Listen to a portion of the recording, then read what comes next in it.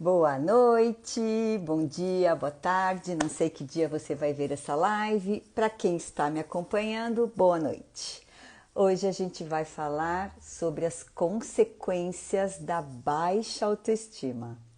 Então, vamos chamar os amigos, compartilhar, esperar o pessoal chegar para a gente começar a nossa live.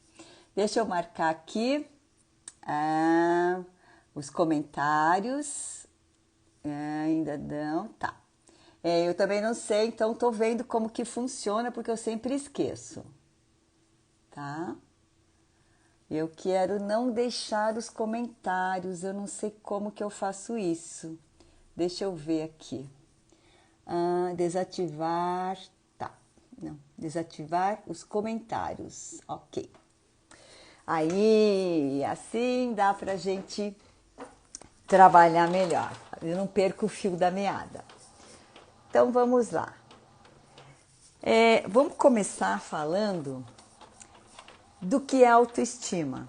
Sempre eu volto nessa tecla porque muitas vezes as pessoas são pessoas novas que chegam no nosso, né, na nossa live. Então eu vou começar falando da nossa autoestima. Bom, a autoestima é aquilo que a gente fala pra gente mesmo sobre nós.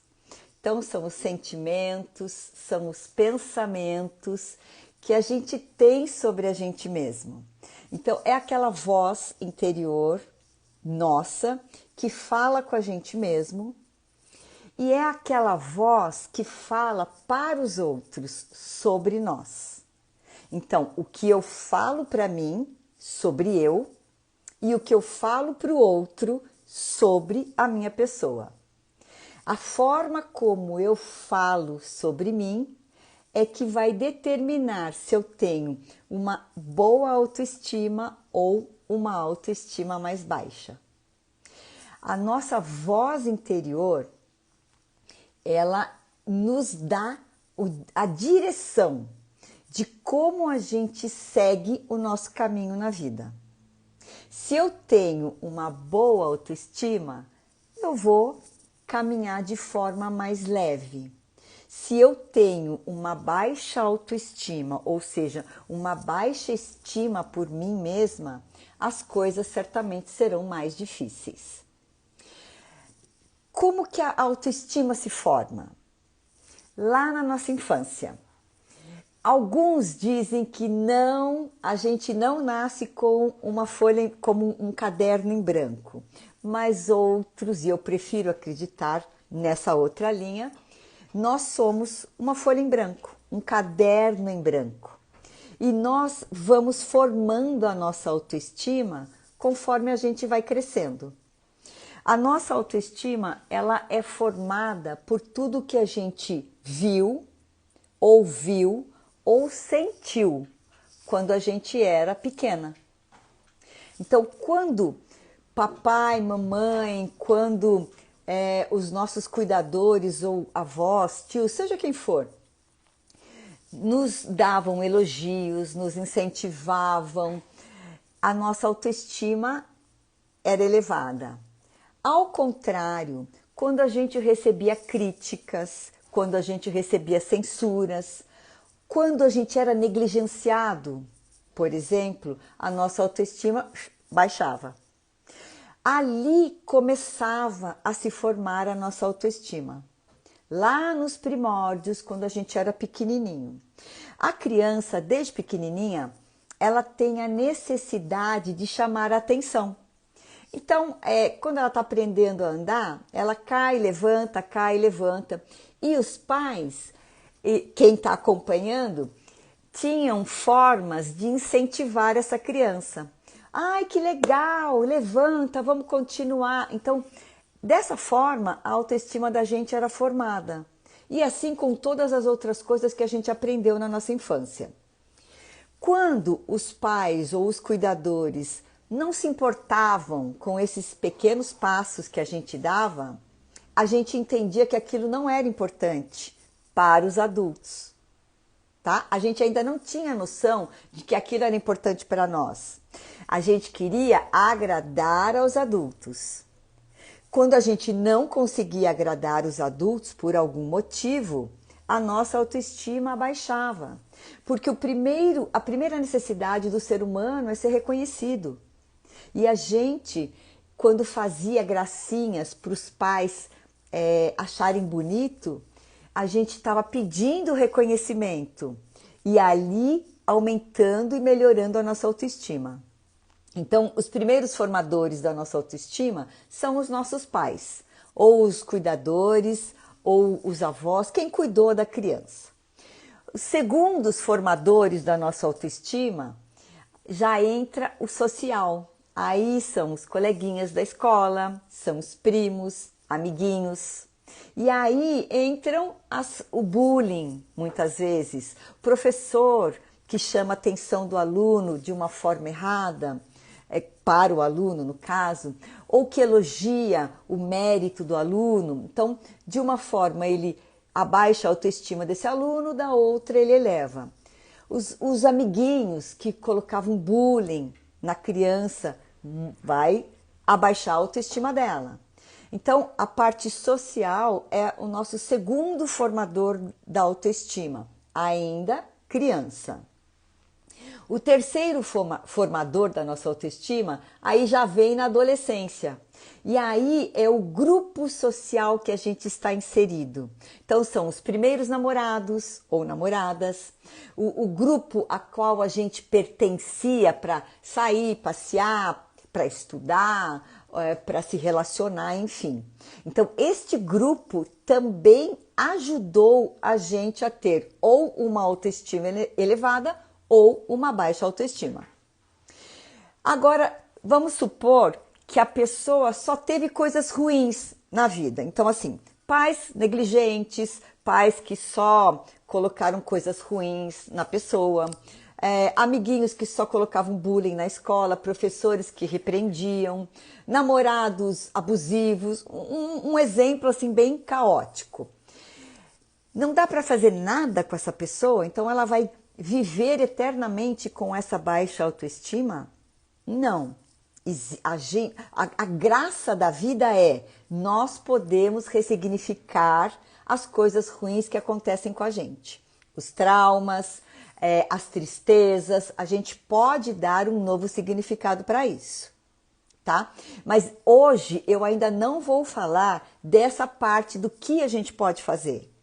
Hoje eu ainda vou falar das consequências que a baixa autoestima coloca na vida da gente. E se a gente não faz nada para melhorar ou para ressignificar isso, qual é o prejuízo que a gente tem na vida da gente? Então é sobre isso, é sobre esse o tema da nossa live. As consequências da gente ter uma baixa autoestima. Da gente não estar bem com a gente mesmo, né? E de a gente colocar muitas vezes a culpa no que está fora da gente, tá? Ou a responsabilidade no que está fora da gente. Outro dia me perguntaram assim, Marilda, mas então eu vou culpar meus pais pela minha baixa autoestima ou meus professores? Claro que não. Veja, a gente faz na vida aquilo que a gente sabe com aquilo que a gente tem, com o conhecimento que a gente tem. Se muitas vezes os seus pais, vamos dizer assim, não vou dizer humilhavam, mas, por exemplo, negligenciavam ou colocavam apelidos maldosos para a gente, mas na época para eles era engraçadinho. Se os professores repreendiam, a gente vai culpá-los? Não, porque eles sabiam fazer dessa forma. Provavelmente, se eles soubessem fazer diferente, eles iriam fazer.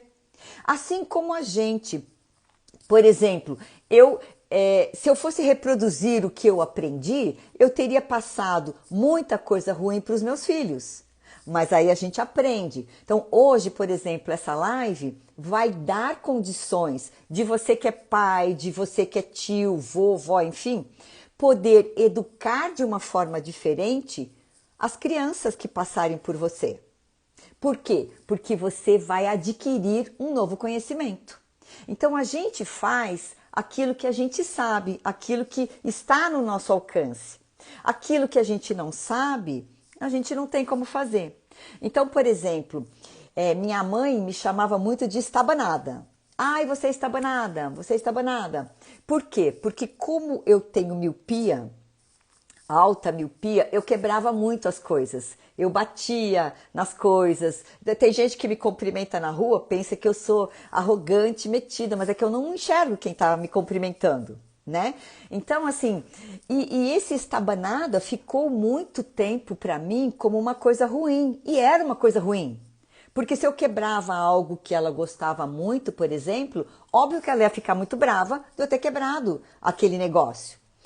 Até ela entender, lá muitos anos depois, que aquilo estava fazendo mal para mim.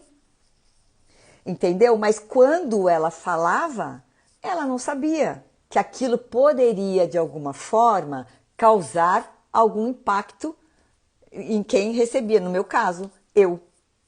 Tá? Então, assim, a gente faz aquilo que a gente sabe. Aquilo que a gente não sabe, não tem como a gente fazer. Então, a gente, quando educa alguém, a gente faz aquilo que a gente tem conhecimento. Quando a gente adquire um pouco mais de conhecimento, muitas vezes a gente conserta aquilo que a gente fez de errado.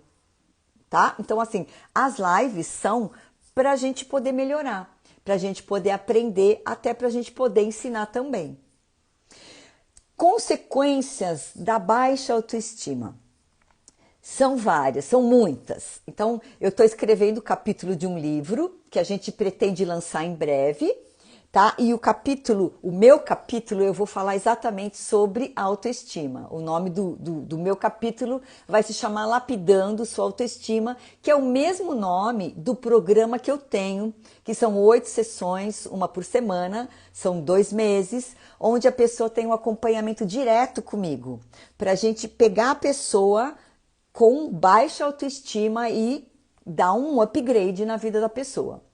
E aí eu resolvi colocar o nome desse capítulo do mesmo nome, por quê? O mesmo nome do meu grupo, por quê? Porque como a gente tem autoestima, a gente precisa lapidar a nossa autoestima para poder elevar. Para a gente não ficar eternamente responsabilizando os outros por aquilo que agora está no nosso conhecimento de mudar. Então veja, eu entendi que a minha mãe me chamava de estabanada, certo? O que eu fiz? Eu vou ficar culpando ela eternamente por isso? Não. Eu aprendi a ressignificar isso, a trabalhar em mim para eu poder dar um passo para frente, né? E o que eu vejo, assim, é que muitas pessoas passam a vida inteira culpando ou responsabilizando pai, mãe, vovó, professor, colegas e etc., quando está na mão da pessoa mudar o seu destino. É fácil? Não, não é fácil. Dá um pouco de trabalho, a gente precisa pensar, a gente precisa pôr a mão na massa, a gente precisa escrever, né? Então, assim, existem dinâmicas do perdão, por exemplo, nesse meu curso. Então, a pessoa precisa sair da zona de conforto e querer acessar algo que está dentro dela, porque a autoestima está dentro dela. Ela precisa elevar, tá? Então, assim, as consequências da baixa autoestima na vida da gente são muito tristes. Eu vou falar de algumas consequências, e eu peguei as mais comuns. Aquilo que eu não consegui falar hoje, eu vou continuar amanhã essa live, tá? No mesmo horário, 7h30. Por quê? Porque eu quero abordar bem o que acontece quando a gente continua com a autoestima baixa. Então, hoje e amanhã eu vou falar de autoestima baixa, das consequências na nossa vida, do porquê que a gente às vezes não caminha, não anda, do porquê que a gente fica culpando o outro, do porquê que a gente responsabiliza o outro, quando muitas vezes a responsabilidade é nossa. Na segunda e na terça, eu vou falar dos benefícios de você elevar a sua autoestima. né, de como você pode elevar a sua autoestima. E isso é um. Mas para eu falar disso segunda-feira, a gente precisa entender o que vem antes, que é o que eu vou falar hoje e amanhã. Bom, primeira coisa da autoestima baixa, que é uma consequência assim muito ruim. Eu fiz a minha colinha, né, gente? Sempre eu faço uma colinha aqui para as minhas lives. Bom, insegurança. A pessoa que é muito insegura, ela tem medos internos de se expor. Então, de expor a sua vontade, de expor aquilo que ela precisa fazer, aquilo que ela quer falar. E a pessoa insegura, ela mostra a sua insegurança nos relacionamentos, no seu trabalho, nas suas amizades, com os filhos. Então, em toda a parte relacional, a pessoa insegura mostra que não tem confiança em si mesma para realizar determinadas coisas ou para falar ou para mostrar-se em determinadas situações. Então, a pessoa que é insegura, ela não consegue tomar decisões de forma assertiva. Por exemplo, vamos numa festa, aí a pessoa fica pensando 3 vezes se vai ou não. Vou mudar você de cargo. Aí a pessoa já fica insegura. Será que eu vou dar conta? Será que esse cargo é para mim? Por que será que ele está me dando essa oportunidade? Então começam as vozes negativas dentro da cabeça da pessoa insegura. As vozes de que ela não é capaz para fazer nada, porque ela não tem segurança para realizar nada na vida. Então é aquela pessoa que passa a vida inteira precisando de uma outra pessoa junto dela para que ela tenha segurança para fazer as coisas. Né? Então, e eu conheço assim muitas pessoas inseguras até na maneira de escolher uma roupa para se vestir. Então, isso é muito triste porque a pessoa fica dependente da opinião do outro. Ao mesmo tempo que ela fica dependente da opinião do outro, ela também tem medo da opinião do outro. É uma dicotomia. Ao mesmo tempo que eu preciso que você fale, no exemplo da roupa, se essa roupa ficou boa ou não em mim, eu também tenho medo de que você vá falar que a roupa não está boa. E aí eu não vou saber qual roupa eu vou vestir. A gente pensa que isso é tão simples, mas não é. Para muitas pessoas isso é muito pesado. A insegurança leva a dirigir. Às vezes a pessoa tem insegurança no dirigir, medo no dirigir carro, por exemplo. Tira a CNH. Quem não conhece, tem muitas pessoas que têm a CNH, mas não dirigem, têm medo de dirigir, são inseguras para dirigir. Medo, tem insegurança até para fazer uma comida, por exemplo, para uma pessoa, um jantar. Então a pessoa se sente insegura, ela tem medo do que o outro vai falar a respeito dela. Então gera uma insegurança, gera falta de confiança em si. E a confiança está ligada à nossa capacidade de agir, à nossa capacidade de fazer as coisas. Tá? Então, insegurança é uma das consequências da gente continuar com autoestima baixa. Mais uma consequência, que eu anotei aqui. Dificuldade de dizer não. É a dificuldade de se expor. Eu escutei, outro dia uma pessoa falou para mim, ela vende produtos para casa. E ela falou que gostaria de vender na internet, mas que ela não consegue se expor, porque ela tem medo do julgamento do outro. Ela tem vergonha de falar porque o outro pode julgar que ela não está falando corretamente ou que ela não está bem fisicamente, enfim. Então, assim, o medo de se expor é o medo de falar o que pensa, de falar o que quer, de falar o que tem vontade. E isso, gente, por exemplo, falar o que quer não é falar o que dá na cabeça para magoar o outro.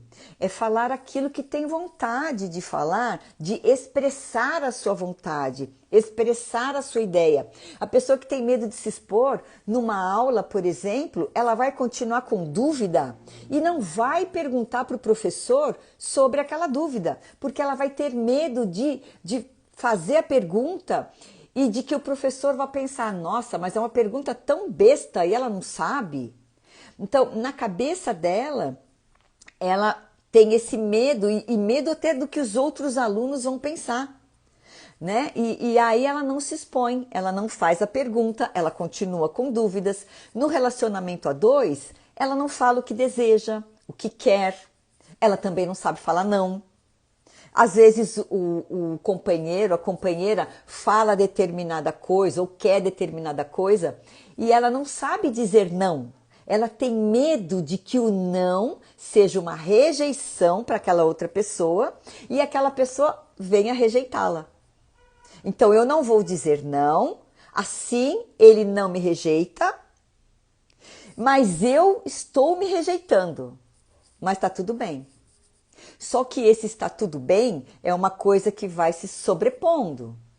Um dia a depressão chega e muitas vezes é porque a pessoa não conseguiu expressar aquilo que ela tinha necessidade de se expressar.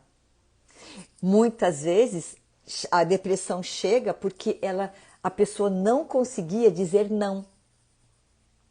Ai, você me empresta tal roupa? Olha, hoje eu não posso porque eu vou usar. Ai, mas eu não vou falar isso porque senão a minha amiga não vai olhar mais para minha cara. Quantas vezes a gente não gostaria de ter dito não para uma pessoa ou para uma situação e a gente, por receio do que o outro ia pensar, a gente falou sim querendo dizer não. Isso é muito comum. Isso é normal até certo ponto. Na medida em que você se anula o tempo inteiro em favor do outro, você acaba abaixando mais a sua autoestima.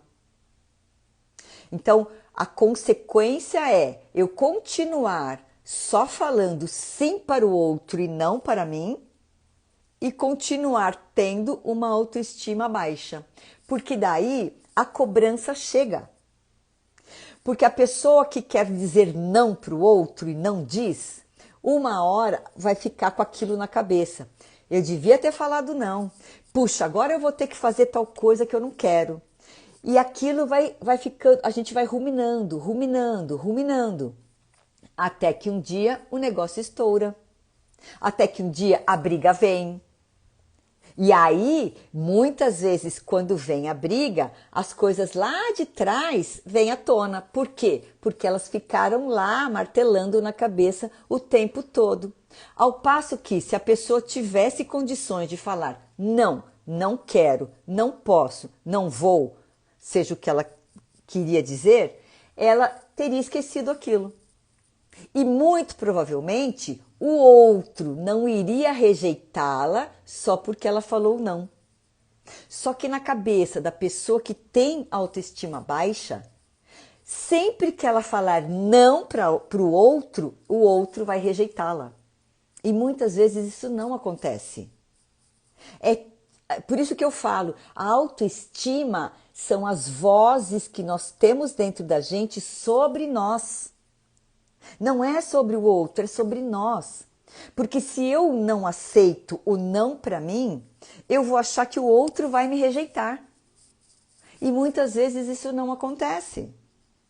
E falar o não é mais libertador do que eu ficar com tudo isso dentro da minha cabeça. Para na hora que a briga acontecer, a discussão acontecer, eu não ter que jogar de bandeja na cara da outra pessoa. Então, Dizer não é uma forma de se expor e de se resguardar. E é uma forma de elevar a sua autoestima. Terceira consequência da nossa autoestima baixa: perfeccionismo. Por que o perfeccionismo é uma consequência ruim? A pessoa que é muito perfeccionista, ela não quer agir. Ela pensa assim: ai, tá faltando alguma coisa aqui, então eu vou tentar melhorar. Aí ela faz, arruma mais uma coisinha, aí ela vai ver de novo: ai, não, tá faltando mais isso aqui, acho que eu posso melhorar mais um pouco. E com isso, ela vai protelando aquilo que ela precisa fazer. E por que ela faz dessa maneira? Porque ela tem receio do julgamento do outro. Porque como ela não se aceita, ela acha que ela é um ser que está faltando muita coisa. Então, ela pensa que por eu ser imperfeita, o meu trabalho, aquilo que eu preciso fazer, não vai estar tão perfeito e o outro vai reclamar.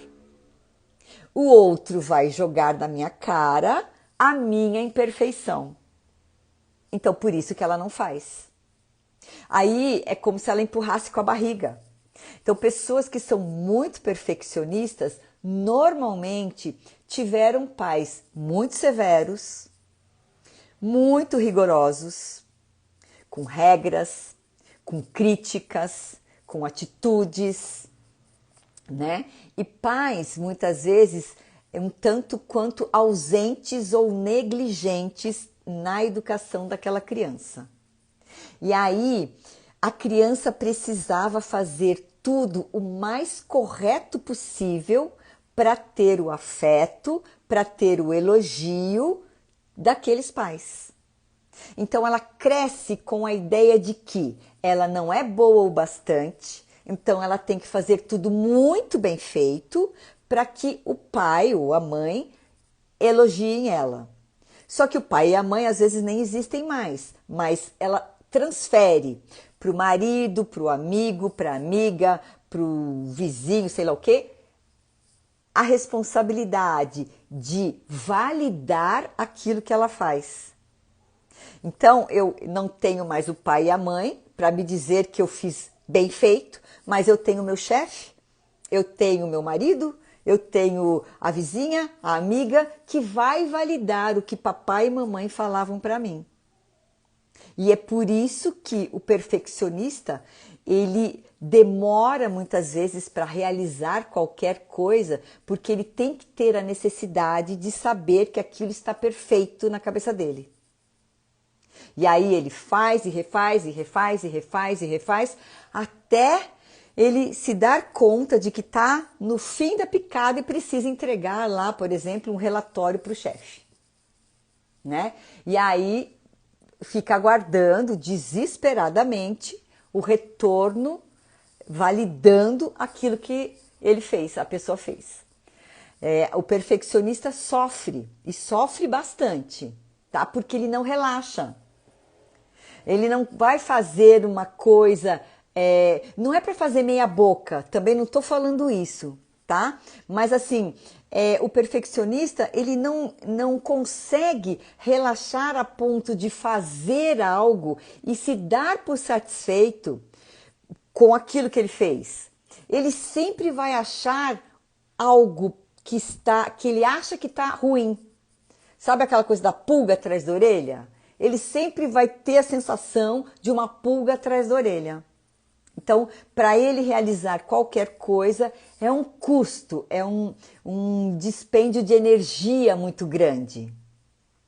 Tá bom? E aí, como ele não faz, ele também tem medo do julgamento, receio do julgamento do outro, a autoestima dele vai para baixo. Porque ele não realiza, ele gasta muita energia para realizar qualquer coisa, ele fica à mercê da opinião do outro, Ele também tem medo da opinião do outro, embora inconscientemente ele deseje a validação do outro, e aí a autoestima dele vai ficando cada vez mais baixa. Mais um. Ansiedade. Ai, meu Deus do céu. Ansiedade. Por que a ansiedade é um sinal de baixa autoestima? Veja, a ansiedade, ela é algo que eu projeto para o futuro. Então, é uma coisa assim, ó. Eu preciso realizar determinada coisa, mas eu vou ficar pensando aqui, conjecturando como que eu vou fazer aquilo. E eu não vivencio o meu momento presente, eu fico só imaginando o futuro. E aí eu vou vendo todas as possibilidades. E se eu fizer dessa maneira e não der certo? E se eu fizer dessa outra e não der certo? E se eu fizer dessa outra e não der certo também? E se eu fizer dessa outra e não der certo? A pessoa ansiosa, ela vai colocando no futuro todas as suas possibilidades. E na maioria das vezes, negativas. Ela não vê o futuro com bons olhos. Ela sempre vai achar algum defeito naquilo que ela precisa realizar lá na frente. E aí ela não vive o momento presente. Ela vive o momento futuro. A pessoa ansiosa, ela pensa apenas lá na frente. A pessoa depressiva pensa lá atrás. Então, são duas faces da mesma moeda. O meio da moeda é o presente. Um lado é o passado, o outro lado é o futuro. E a moeda, o meio dela, aqui em volta dela, é o viver o presente. Muitas vezes, viver o presente é dolorido. A pessoa está passando por algum problema na vida, por alguma situação ruim, então ela prefere ou ficar presa no passado ou projetar o ideal para o futuro, o sonho para o futuro. Só que esse sonho fica só na cabeça, porque ela não age para realizar aquele sonho. A pessoa tem medo de pôr a mão na massa, de agir. Então ela fica só imaginando, só imaginando. Os estudiosos dizem que 90% das preocupações que a gente tem durante o dia não acontecem. Então a pessoa muito ansiosa, ela fica só imaginando problemas futuros que não vão acontecer. Então ela gasta uma energia muito grande pensando no futuro, sem viver o que ela precisa viver no momento presente. O ansioso para realizar qualquer coisa, ele também demora, porque ele fica imaginando todas as possibilidades, mas ele não é perfeccionista, como o que eu falei anteriormente. Ele só empurra com a barriga porque ele não consegue agir. Então ele fica ansioso com aquilo que ele precisa executar, mas ele não age. O perfeccionista é diferente. Ele faz, ele vê que não tá bom, ele faz de novo, ele vê que não tá bom, ele faz de novo, e assim ele vai indo. O ansioso, ele não age, ele vai só pensando. E aí, quando chega na última hora, ele sim, às vezes faz de qualquer jeito. Então, é muito diferente do perfeccionista. Mais uma consequência, infelizmente. Depressão.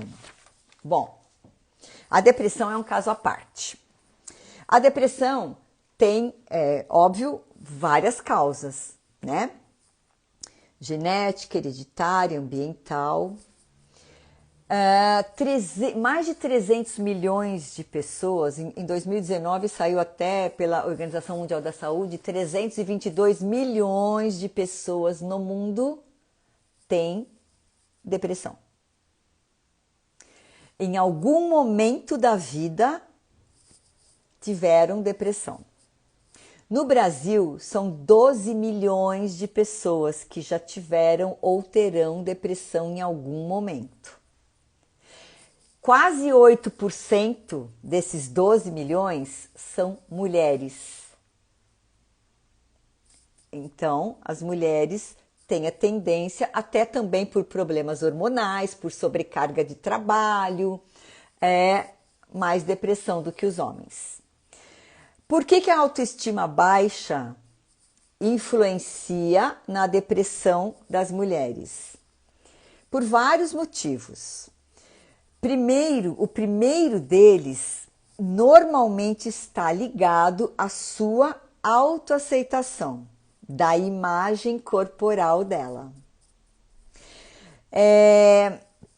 Foi feita uma pesquisa também mostrando que no Brasil 1/3 das adolescentes, 1/3 das adolescentes até 18 anos tem depressão por problemas de baixa autoestima. E a mídia social é a responsável por levar essas garotas a terem baixa autoestima. Gente, é óbvio, hoje todo mundo é selfie para tudo que é lado. O Brasil é um país tropical. Existe a cultura ou o culto ao corpo jovem, ao corpo sarado, ao corpo bronzeado, né? Sem celulite, sem gordura, com peito durinho, com o rosto sem rugas. Existe essa cultura, tanto que os consultórios de dermatologistas e cirurgiões plásticos bombam no Brasil. A indústria de cosméticos, o Brasil é um dos maiores consumidores, se não for o maior, de cosméticos para a pele do mundo. Por quê? Porque existe essa cultura do belo. E o belo está associado ao sucesso. Antigamente, hoje não tem mais propaganda de cigarros, mas antigamente tinha muita propaganda de cigarro. Vinham com quem? Homens e mulheres sarados e bonitos. Bebida, cerveja, sempre tem homens e mulheres sarados e bonitos. Carros de luxo. Quem que tá lá nos carros de luxo? Homens e mulheres sarados e bonitos. Né? Lanchas. Então, as propagandas, elas induzem a essa cultura, a este culto. Eu nunca vi a propaganda de uma Ferrari. Quem que compra uma Ferrari? É o garotão de 20 anos que aparece dirigindo a Ferrari na propaganda? Não. A não ser que ele venha de um berço de ouro. Mas normalmente quem compra uma Ferrari é um senhor dos seus 60 anos que já fez fortuna, vai lá e compra uma Ferrari com o dinheiro dele. Mas ele não aparece na propaganda. Aparece o garoto. Eu coloquei esses dias aqui a foto da Helena Chargel, que agora deve estar com seus 83 anos, e aos 79 ela se refez, né? E foi propaganda, garota propaganda da sua marca de lingerie, Lingerie 60+. Então tá aqui no meu feed, quem quiser olha lá. A gente vê uma mulher de 70 anos, de 80 anos, de calcinha e sutiã fazendo propaganda? Não. A gente vê mulheres jovens e bonitas. O sabonete Dove, há anos atrás, eu não sei, quem for mais velha vai se lembrar, tinha uma propaganda do sabonete que falava que ele era para sua pele e mostrava uma negra, uma mulher mais velha, uma gordinha, uma jovem, então, várias mulheres comuns, tá? Não era ninguém sarado, ninguém maravilhoso, mulheres comuns. Essa propaganda era para ficar 6 meses, 8 meses em cartaz. Ficou 8 anos em cartaz. Por quê? Porque a Dove entendeu que o produto acabou atingindo as mulheres em cheio. As mulheres comuns se viam na propaganda e acabavam comprando o sabonete. Entendeu? Então, assim, por quê? Porque é volátil. Se a gente faz uma propaganda só para o saradão, para a saradona, daqui a pouco eles já não estão mais assim. E aí a gente precisa de outro. né? E essa propaganda não, como mostrou mulheres comuns, são mulheres que vão modificando a forma física, vão modificando o rosto, enfim, né? E aí a Dove acabou permanecendo nessa propaganda por 8 anos. Agora, o que isso tem a ver com a depressão? A depressão, principalmente das mulheres, tem a ver com essa cultura, que é só o belo, que é só o bonito, que é só o corpo sarado, perfeito, com cintura, com isso, com aquilo, que tem valor. E aí, muitas vezes a adolescente que tá mais cheinha, não se enquadra naquele padrão, então ela acaba se escondendo. A, a mulher que é mais velha, que está na menopausa, ela que tem várias mudanças corporais, ela também não se enquadra naquele padrão. Então, muitas vezes, a autoestima já é baixa, entra em depressão. A depressão ligada às mulheres, principalmente, é relacionado à baixa autoestima. Porque a não aceitação da imagem corporal, né, daquilo que eu me vejo, daquilo que eu sou, leva a pessoa muitas vezes a se esconder em alguma coisa. E uma dessas coisas que eu vou falar, que é uma outra consequência da baixa autoestima, é a compulsão. A compulsão por compras, a compulsão por doces, às vezes por álcool ou por vícios, por cigarro, enfim. A compulsão, qualquer delas, supõe uma falta. Eu vou consumir compulsivamente alguma coisa para tampar uma falta que faz aqui dentro de mim. Então, se eu tenho falta de afeto, se eu me sinto abandonada, se eu me sinto rejeitada, a minha autoestima é baixa, eu vou jogar isso inconscientemente, tá, gente? Numa compulsão por comida, por exemplo, porque comida é acolhimento, comida é afeto, e aí eu engordo. Ou eu vou comprar roupas que eu não preciso. Quem nunca conheceu alguém que já comprou roupas que não precisavam e que às vezes doou roupas que ainda tinham etiqueta? Acontece, né? Minha filha ganhou muitas roupas de uma amiga que foi morar nos Estados Unidos e as roupas dela tinham até etiqueta. E ela falava que comprava assim compulsivamente, era um absurdo, né? Mas acontece. Você acaba fazendo algo por compulsão para diminuir a dor que você tem dentro de você e que leva à depressão. Óbvio que a depressão, eu não estou falando dos outros fatores que levam à depressão. Eu estou falando hoje só da autoestima que baixa, que leva a pessoa a ter determinados comportamentos e um deles é a depressão. Um dos sintomas da baixa autoestima é a depressão, tá? Então, assim, a compulsão da pessoa que já tem depressão, que tem baixa autoestima, ela vai fazer um acalento naquela pessoa que está tão sofrida. Tá? Então, assim, a compulsão alimentar, falta de afeto, ou de roupa, sapato, vícios, enfim, é o acalento que aquela pessoa precisa.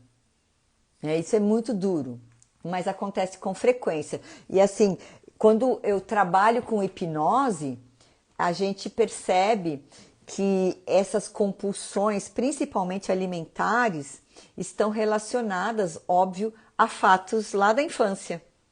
E aí que a gente daí dá um novo significado para aquilo, ressignifica aquela situação infantil, para que a pessoa passe a ver o alimento como alimento e não como um acalento, né? E eu vejo sempre nutricionistas, assim, às vezes perguntando: qual é o sentimento que você comeu?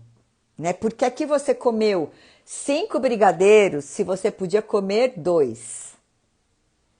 E normalmente a pessoa compulsiva, ela não percebe que ela está comendo demais.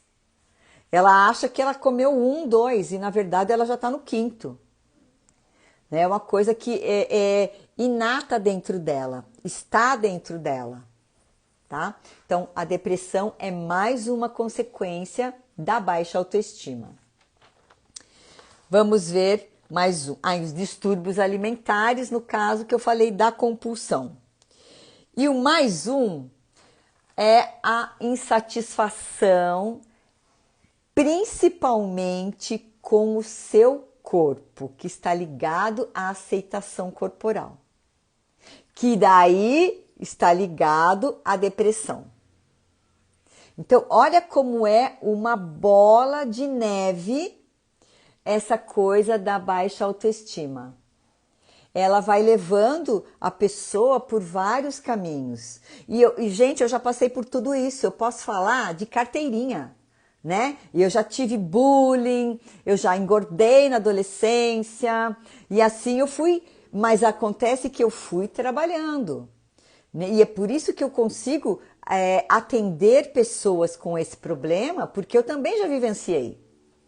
E aí, quando a gente dá um passo, quando a gente ressignifica, dá um novo significado para tudo isso, a gente consegue ver o tanto que aquilo fazia mal. O tanto que a vida pode ser muito mais prazerosa se a gente consegue se livrar dessas coisas que prendem a gente na nossa caminhada. Né? Como eu falei, não é tão fácil, mas é possível. Todo mundo consegue. Todo mundo consegue. E a gente precisa entender quem somos nós nessa caminhada para que a gente consiga vivenciar da melhor maneira possível a nossa estima por nós mesmas. Enfim, é um caminho maravilhoso que ainda tem muito para falar. Eu não vou me estender na live de hoje porque eu tenho mais coisas que eu quero abordar amanhã, que são outros aspectos da baixa autoestima, outros sinais, outras consequências que infelizmente trazem prejuízo para todo mundo. Prejuízo para quem sente e prejuízo para quem convive com a pessoa que tem baixa autoestima. Gente, eu tirei os comentários por 2 motivos. Primeiro, porque eu não enxergo o que a pessoa escreve, o que vocês escrevem. E segundo, porque eu perco o fio da meada. Então, eu como não sou preparada tão assim para fazer lives, eu perco o fio da meada. Então, para eu ir numa sequência certa, eu acabo tirando, mas é mais até por não enxergar mesmo, não eu tenho que ficar fazendo assim toda hora, e aí eu acabo desfocando aquilo que eu queria falar. Tá bom? Amanhã, 7h30, a gente vai voltar aqui e nós vamos continuar falando da baixa autoestima, das consequências para a vida da gente quando a gente tem baixa autoestima. E aí, segunda e terça, a gente vai falar de como a gente faz para melhorar, do que a gente precisa fazer para estar melhorando. Então, assim, convide as amigas para assistirem amanhã. Eu vou só fazer amanhã uma recapitulação do de hoje e já passar para as outras coisas que eu tenho que falar.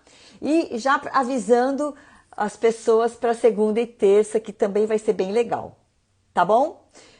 Muito obrigada pela presença. Qualquer coisa, me chama no direct, manda sua dúvida lá, que eu terei o maior prazer em responder. Tá bom? Um beijo, gente. Obrigada!